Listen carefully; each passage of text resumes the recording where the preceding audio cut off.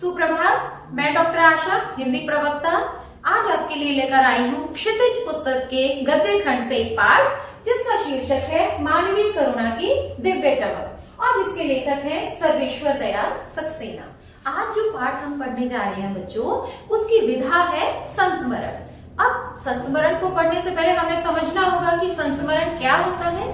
संस्मरण होता है स्मृति के आधार पर लिखा जाने वाला लेख, कि जो भी व्यक्ति हमारे संपर्क में आया है उसके बारे में हम कितना जानते हैं या उसके व्यक्तित्व से हम कितना प्रभावित हुए हैं, उन सब चीजों को एक विषय वस्तु के आधार एकत्रित करके उस पर लिखा जाने वाला लेख ही संस्मरण कहलाता है। प्यारे बच्चों, हम पाठ शुरू करने से पहले हमें लेखक परिचय से परिचित होना पड़ेगा।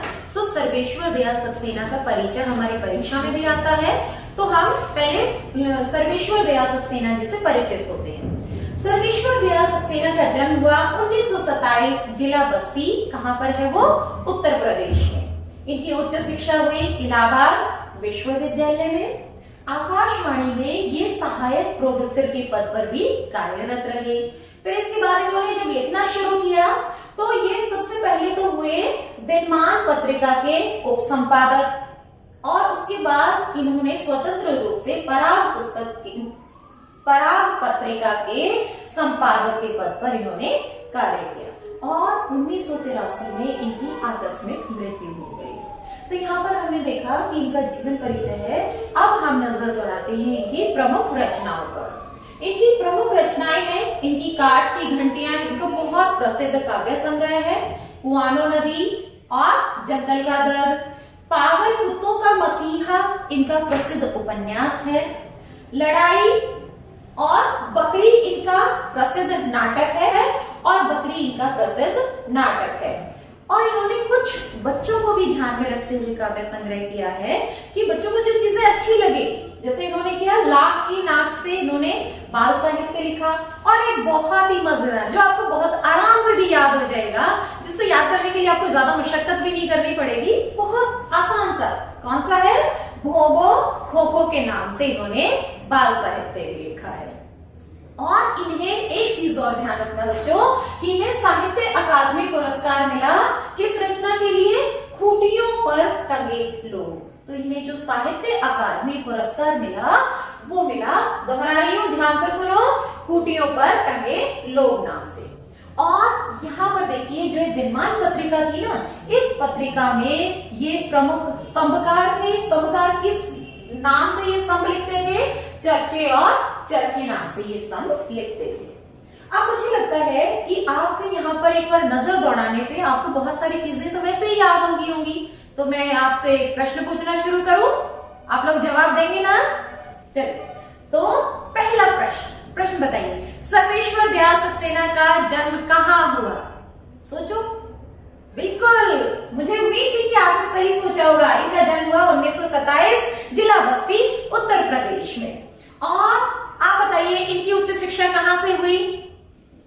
इलाहाबाद विश्वविद्यालय से।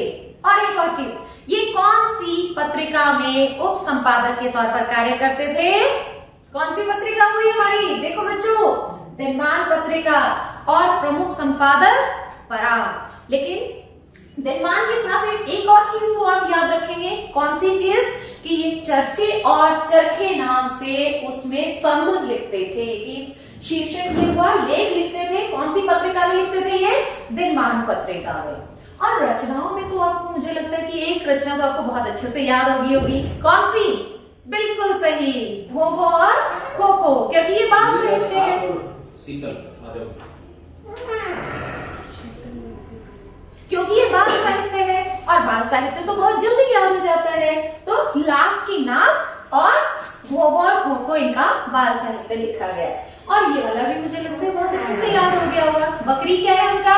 नाटक तो बहुत अच्छे से याद होते हैं हमें, क्योंकि नाटक देखते ही सारी कहानी हमें अच्छे से याद हो जाती है। बकरी इनका नाटक है, लड़ाई इनका कहानी संग्रह है, पागल कुत्तों का मसीहा इनका उपन्यास है और उनकी काव्य संग्रह है काठ की घंटियां, कुआनो नदी और जंगल का दर्द। आज जिन व्यक्तित्व को हम पढ़ने वाले हैं वो है फादर कामिल बुल्के। तो फादर कामिल बुल्के के बारे में आज हम पढ़ेंगे कि जिनकी जन्मभूमि थी बेल्जियम शहर, यूरोप का बेल्जियम का रेम्सचेपल शहर, लेकिन उन्होंने कर्मभूमि बनाया अपना भारत को। जिनकी जन्मभूमि कहाँ थी? बेल्जियम। और बेल्जियम का कौन से वाला शहर? रेम्सचेपल। ये कहाँ पर है? बेल्जियम, यूरोप में। और लेकिन उन्होंने कर्मभूमि बनाया अपना भारत को। जन्म तो उनका हुआ रेम्सचेपल शहर में, लेकिन उन्होंने जो कर्म किए, उनके द्वारा जो भी कार्य किया गया वो किया गया भारत में आकर। हो सकता है कि उनके मन में कभी से ये इच्छा जागृत हुई हो कि मुझे बेल्जियम में नहीं रहना है, मुझे भारत जाना है, और यही इच्छा उनके मन में जागृत हुई, इसीलिए उन्होंने सन्यासी बनने की ठानी। और सन्यासी बनने की इच्छा भी कब आई? जब वो इंजीनियरिंग के तीसरे साल में पढ़ रहे थे। जब वो इंजीनियरिंग करते करते तृतीय वर्ष में आए, तब उनके मन में एकदम से अचानक ये जागा कि नहीं, मुझे तो सन्यासी बनना है, और सन्यासी बनने के बाद भी वहां नहीं रहना है। कहाँ जाना है? भारत। क्योंकि सन्यास धारण करने वाला अगर कोई एक इच्छा बोलता है तो उसकी इच्छा पूर्ण हो जाती है। तो उसने इच्छा क्या की कि मुझे भारत जाना है और भारत जाकर ही अपनी कर्मभूमि बनाना है। तो सर्वेश्वर दयाल सक्सेना जी क्या कहते हैं कि एक ऐसा व्यक्ति, कौन? फादर कामिल बुल्गे, कि जिसकी रगों में दूसरों के लिए हमेशा मिठास भरी रहती, उसके लिए ईश्वर ने जहर का विधान क्यों किया? लेखक ने ऐसा क्यों कहा? क्योंकि फादर कामिल बुल्गे की मृत्यु हुई जहरबाद। जहरबाद क्या होता है? जहरीला कोड़ा, जिसका जो हमारे शरीर में जहर फैला देता है, इसके कारण उनकी मृत्यु हुई। तो लेखक ये कहते हैं कि एक ऐसा व्यक्ति जो दूसरों के लिए हमेशा प्यार करता है, उसकी रगों में ईश्वर ने ऐसा विधान क्यों किया? तो फादर कामिल बुल्गे दिखते कैसे हैं?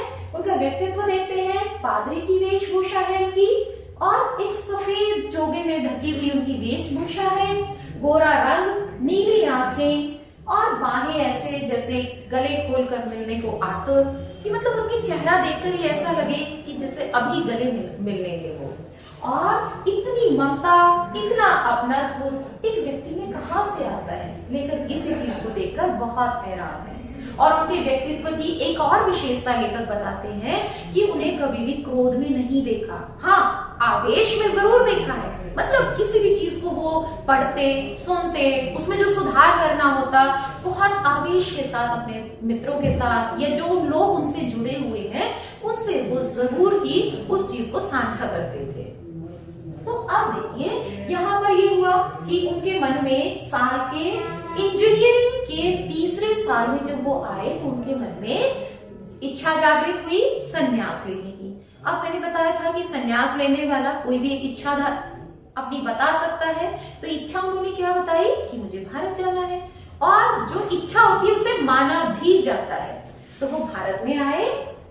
भारत में आने के बाद पहले तो उन्होंने 2 साल तक जीसेट संघ में रहकर पढ़ाई की, फिर 9-10 साल तक वो धर्माचार की पढ़ाई करते रहे, फिर उसके बाद बीए किया।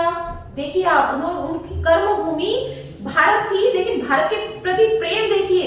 इंजीनियरिंग की पढ़ाई के तीसरे साल में आने के बाद उन्होंने दोबारा से पढ़ाई शुरू की, बीए किया, इलाहाबाद से उन्होंने एमए किया, शोध प्रबंध लिखा। शोध प्रबंध किस नाम से लिखा उन्होंने? राम कथा उत्पत्ति और विकास के नाम से। और यहाँ पर ये देखिए, शोध प्रबंध भी लिया उन्होंने। भारतीय संस्कृति से परिचित होने वाले उस पात्र को उन्होंने चुना। कौन है पात्र? वो प्रमुख पात्र श्री राम। श्री राम को ही उन्होंने अपने शोध प्रबंध का प्रमुख विषय बनाया। और उसी शोध प्रबंध के कुछ अंश परिमल नामक पत्रिका में भी पढ़े गए, क्योंकि ऐसा था कि जो उन्होंने लिखा वो लोगों तक पहुंचाना भी जरूरी था। तो परिमल एक ऐसी पत्रिका थी जो लोगों तक उस चीज को पहुंचा रही थी। आगे है मातरलिंग का एक प्रसिद्ध उपन्यास है, किस नाम से? ब्लूबर्ड से, जिसका हिंदी में अनुवाद किया उन्होंने नील पंछी नाम से। फिर उसके बाद वो सेंट जेवियर कॉलेज रांची में हिंदी और संस्कृत दोनों विभागों के विभाग का अध्यक्ष भी रहे। और उनका हिंदी के प्रति इतना राष्ट्र प्रेम झलकता है कि हिंदी की उपेक्षा करने वालों पर वो झुंझलाते बहुत ज्यादा थे। उन्हें लगता है कि जब हम हिंदी भाषी ही अपनी हिंदी के प्रति प्रेम को नहीं जाहिर करेंगे, तो दूसरे कौन जाहिर करेंगे? दूसरे कौन उन्हें हिंदी को, प्रेम को अपनाएंगे? और इसी चीज पर ही उन्हें बहुत बार झुंझलाते हुए देखा भी गया है। तो प्यारे बच्चों, हमने यहाँ पर पाठ पढ़ा। पाठ को बहुत ही आसान भाषा में एक सारांश रूप में हमने पढ़ा और मुझे पूरी आशा ही नहीं, पूरा विश्वास है कि आपको ये पाठ अच्छे से समझ में भी आ गया होगा। अब हम क्या करेंगे कि हम प्रश्नों को समझेंगे, प्रश्नों को रट्टा नहीं लगाएंगे। अगर आप प्रश्नों को समझकर उसके आधार पर अपने शब्दों में उत्तर लिखते हैं तो इसके दो फायदे हैं। एक तो आपको रट्टा नहीं मारना पड़ेगा, दूसरा आपकी रचनात्मक क्षमता का विकास होगा, आपका रचनात्मक कौशल निखरेगा। तो इसलिए हम प्रश्नों को हमने प्रश्नों को समझेंगे लेकिन रट्टा नहीं मारेंगे। तो यहाँ पर आज मैं आपके सामने कुछ ऐसे प्रश्न दोहराऊंगी जिनको दोहराने के बाद आपको लगेगा कि हमें लेखक परिचय तो याद करने की आवश्यकता ही नहीं। अगर हमने वो प्रश्न ध्यान पूर्वक सुन लिए तो हमें रट्टा मारने की जरूरत नहीं। तो पहला प्रश्न क्या है कि लेखक सर्वेश्वर दयाल सक्सेना जी का जन्म कब और कहाँ हुआ? सोचो बच्चों, इनका जन्म हुआ सन 1927 जिला बस्ती उत्तर प्रदेश में ना, क्योंकि ये दोनों प्रश्न ही परीक्षा की दृष्टि से बहुत महत्वपूर्ण है और बार बार ये प्रश्न आपके दोहराए भी गए हैं कि फादर कामिल बुल्के कितने साल तक जीवित रहे, मतलब उनकी आयु क्या थी, और दूसरा प्रश्न है कि फादर कामिल बुल्के भारत में कितने साल तक रहे। तो आपको दोनों याद रहेंगे ना बच्चों? कौन कौन से?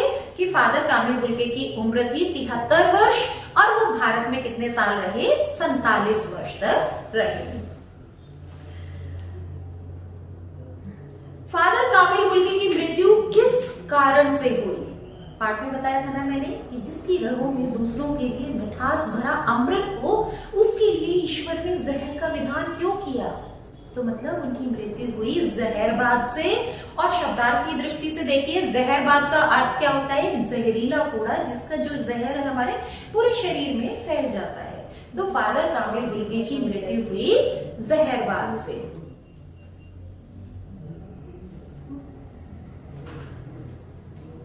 और उनकी मृत्यु कब हुई? 1982। अगर दिनांक पूछी जाए तो 18 अगस्त 1982, और अगर आपसे सिर्फ वर्ष पूछा जाए तो 1982 में उनकी मृत्यु हुई।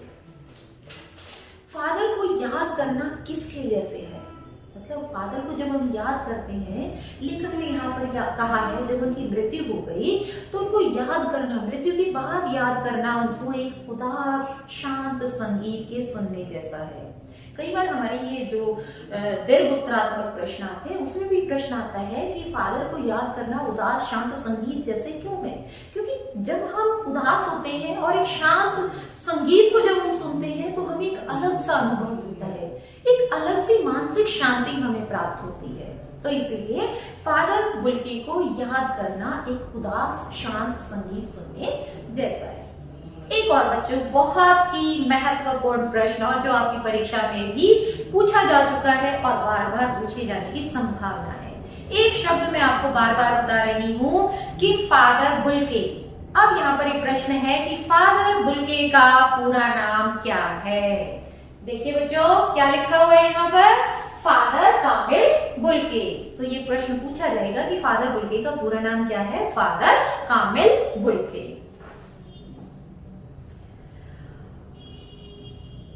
उनके निधन पर मसीही विधि से संस्कार किसने किया? फादर पास्कल ने। ये प्रश्न भी बहुत बार आया, इसे भी ध्यानपूर्वक सुनो कि फादर पास्कल ने मसीही विधि से उनका अंतिम संस्कार किया। फादर बुल्के ने कौन से वर्ष में अपनी पढ़ाई छोड़ी थी? बताओ, सोचो। आप थोड़ा सा पीछे जाइए, अपने सोचिए आप एक बार। क्या बताया था मैंने कि जब वो बेल्जियम के रैम्सचैपल शहर में इंजीनियरिंग के 3रे साल में थे तब उन्होंने अपनी पढ़ाई छोड़ दी और कहाँ आने का मन बनाया? भारत आने का। तो प्रश्न हमारे दो हो गए कि ये कौन से वर्ष में पढ़ाई छोड़ी, और दूसरा प्रश्न हुआ कि उन्होंने अपनी कर्म भूमि किसे बनाया? उन्होंने भारत को अपनी कर्म भूमि बनाया। एक और अच्छा सा प्रश्न उनके परिवार से संबंधित कि फादर बुल्के के कितने भाई थे? उनके 2 भाई थे। जैसे मैंने बताया ना कि एक भाई तो वही व्यवसाय करता था और दूसरा भाई उनका वही पादरी हो गया था। वो अपनी चिट्ठियां किसे दिखाते थे? उनके अभिन्न मित्र। अभिन्न मित्र कौन थे उनके? डॉक्टर रघुवंश को। डॉक्टर रघुवंश को वो अपनी चिट्ठियां दिखाते थे। और एक प्रश्न की शोध प्रबंध में जो वो लिखते थे, जब मैंने आपको उसको हिंदी प्रेम के बारे में बताया, तो कौन सी पत्रिका में उसके अंश छपते थे? परिमल एक मासिक पत्रिका थी, उसमें वो उसके अंश छपते थे। फादर को याद करना किसके संकल्प से भरना है? कर्म से। मतलब उनसे बात करने पे ऐसा लगता था कि बस कुछ काम करना है। और फादर बुल्के भी ऐसे थे कि उनको क्रोध करते हुए कभी नहीं देखा, लेकिन उनको आवेश में जरूर देखा है। किसी के भी अगर वो लेख पढ़ते थे तो उसे तुरंत सुधार करने के लिए उनमें एक आवेश रहता था, कर्म करने का एक जोश भरा रहता था। और फादर को याद करना मतलब उनकी मृत्यु के बाद जब उनको याद करना किसके जैसा है? निर्मल करुणा के निर्मल जल में स्नान करने जैसा है। तो बच्चों, यहाँ पर हमने एक प्रश्नोत्तर किए। हमने बहुत आसान तरीके से पाठ का सारांश भी किया, हमने प्रश्नोत्तर भी दोहराए और हमने लेखक परिचय भी बहुत विस्तार से यहाँ पर किया और लेखक परिचय से संबंधित उनकी रचनाओं को हमने ध्यानपूर्वक सुना। तो मुझे आशा ही नहीं, पूरा विश्वास है कि आपको ये पाठ बहुत अच्छे तरीके से समझ में आ गया होगा। तो चलिए, यहीं पर हमारा पाठ समाप्त होता है। धन्यवाद।